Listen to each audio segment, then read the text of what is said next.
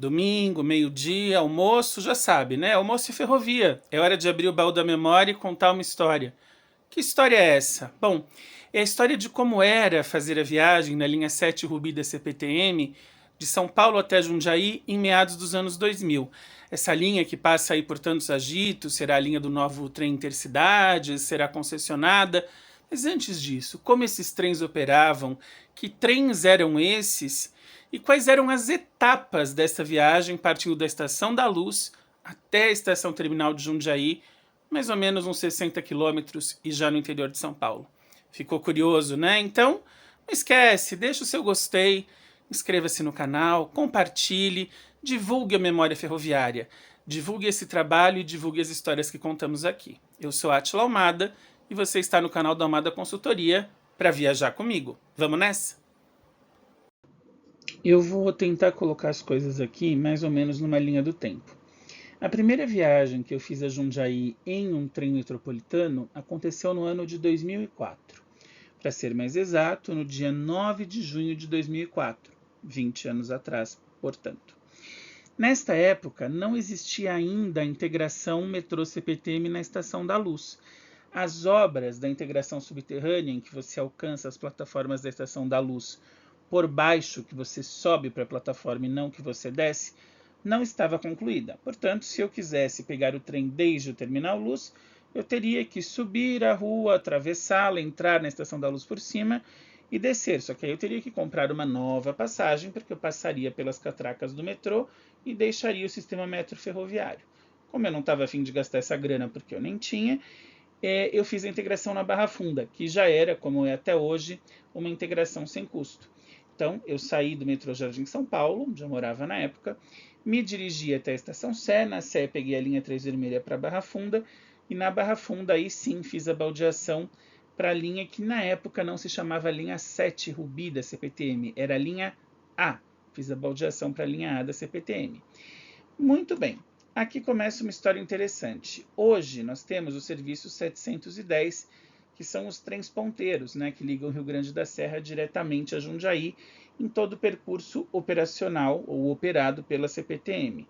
A gente sabe também que esse serviço vai deixar de existir quando houver a concessão da linha 7, mas concessão é assunto para mais para frente. Na época, os trens não operavam de ponta a ponta. As linhas 7 e 10 se dividiam exatamente na Luz. Então, a Luz era a estação terminal de ambas as linhas. Na plataforma 1 da Luz, para quem olha sentido interior é a plataforma da esquerda, da plataforma 1 partiam os trens para Rio Grande da Serra, à época, linha operada com a série 2100 ou os trens espanhóis.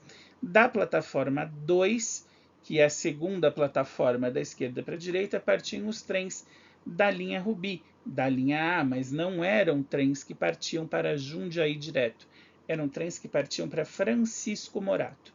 A CPTM tinha um conceito à época das extensões operacionais, ou seja, trechos das linhas com menor demanda, que não tinham a mesma periodicidade de trens das linhas principais, que operavam com intervalos maiores e com trens mais curtos. Só para você entender, da Estação da Luz para Francisco Morato operavam duas séries de trens à época. A série 1700, que é a que ilustra a capa desse vídeo, só que uma composição formada por 8 carros ou 2 trens, porque cada trem da série 1700 tinha 4 carros, então 2 trens acoplados formando 8, ou a linha Luz Francisco Morato operava com os trens da série 1100. Série 1100 que nada mais era do que a antiga série 101 da Estrada de Ferro Santos Jundiaí, reformada ali no final dos anos 90 e operacional com 6 carros. Embora a série 101 original, para formar 6 carros, formava do acoplamento de 2 trens com 3 carros cada, quando a série 1100 foi criada pela CPTM a partir da reforma da 101, deixaram de existir os trens com 3 carros. Os trens da série 1100 operavam todos com 6 carros, porque as cabines intermediárias foram desativadas. Então, saindo da Luz, e isso até a desativação desses trens, a série 1100 em 2018, a série 1700 em 2019,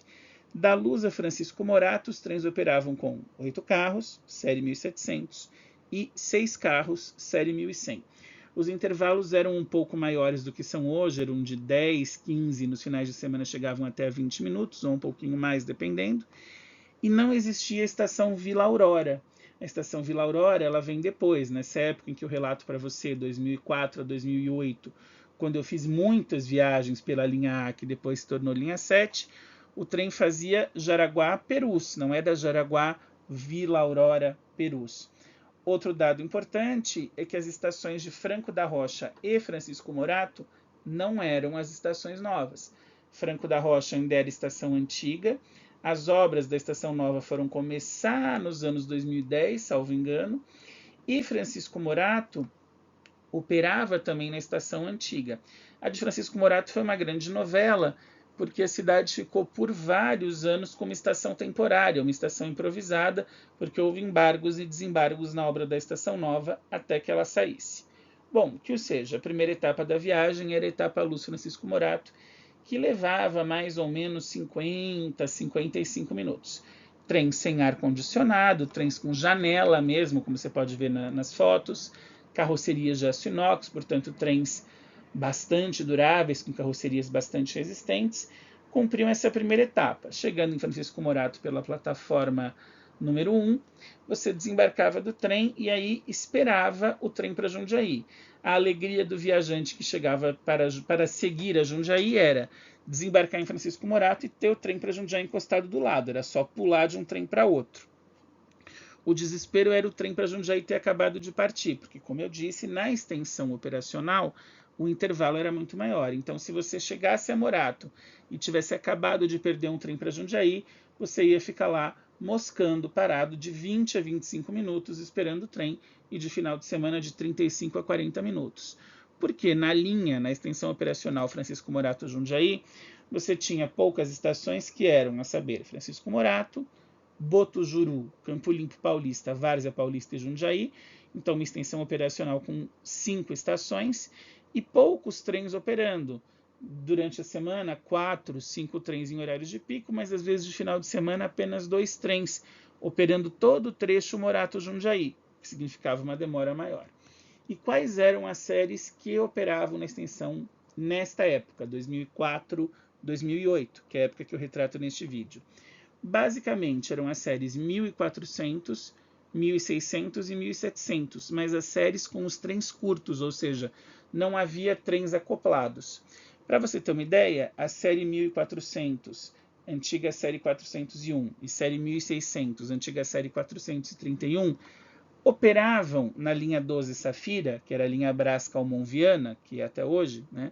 Operavam na linha 12 Safira com 6 carros, 2 trens de 3 acoplados.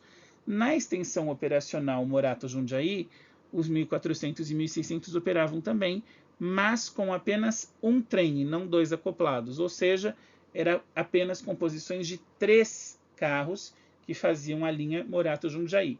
O trem série 1700 também operava com uma composição só, então era um trem um pouco maior, era um trem com 4 carros. E era essa a frota da extensão, 1400, 1600 ou 1700 curto. Eventualmente, quando estes trens entravam em manutenção ou em horários de pico, a CPTM alocava alguns trens da série 1100 com 6 carros para operar o trecho Morato-Jundiaí.